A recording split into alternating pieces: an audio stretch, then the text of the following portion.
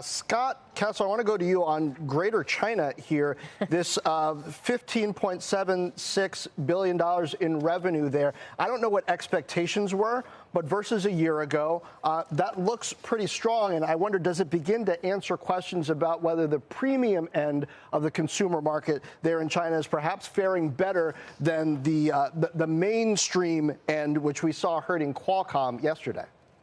Yeah, look, that may be the case. I think a lot of people have cautioned that, drawing observations from Qualcomm's results and extrapolating to Apple may not necessarily be the most appropriate, just given that Qualcomm is not necessarily a major supplier in the context of the iPhone. That being said, however, I think that's a positive takeaway that the investing public can look at and focus on going forward. I just don't know how much confidence people are going to have in kind of the continuing strength of the Chinese market and the Chinese consumer at this point. Yeah, I'm going to put the same question to you, Angelo, especially as we saw the Americas revenue. It looks like that was up $35.38 billion, so perhaps a slight miss versus consensus. Also want to get your reaction to some of those comments we got from Tim Cook, if anything jumped out at you. Yeah, no, listen, as far as kind of the China numbers on our end, when you kind of look at the year-ago numbers, China actually was weak as well as Japan. So there was actually kind of a fairly low bar for them to have to beat as far as China is concerned. So, likely the high end of the market probably is holding up better than expected on that side of things. But in the same respect, you also have a fairly easy bar to likely have met out in Asia. But now, as far as kind of Tim Cook and some of his comments are concerned, I mean, listen, AI is clearly what every investor kind of wants to hear about these days. And Apple has kind of been typical Apple in the sense that they've refrained from making any of those comments up until maybe right now.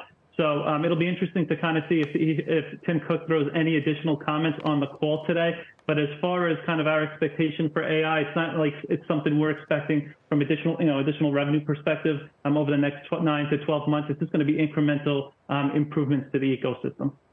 Scott, what's the best gauge, if there is one in this report, whether Apple's installed base is remaining loyal and margins are holding up? I haven't had a chance to do the gross margin calculation. They never make it easy on a percentage basis when they put these numbers out. But is that perhaps more important in a quarter like this than the units and the overall revenues, because this isn't the big iPhone quarter?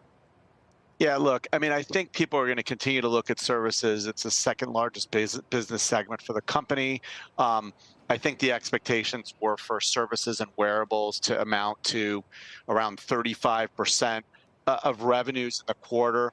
I think the indications are that services is the best way to understand how that Apple ecosystem is faring and how healthy it is. The other thing I'd say, just going back to the comments about AI, as Angelo indicated, it is very kind of Apple-like to not really talk about the big mega trend of the moment and then suddenly have something important to say or announce on that front. However, I think people are wondering if that's going to be sooner or later. And I think there are some concerns out there that it might be much later than people are hoping for, as a lot of peers and competitors out there are clearly not only making massive investments, but also product announcements and launches that are having an impact in the marketplace.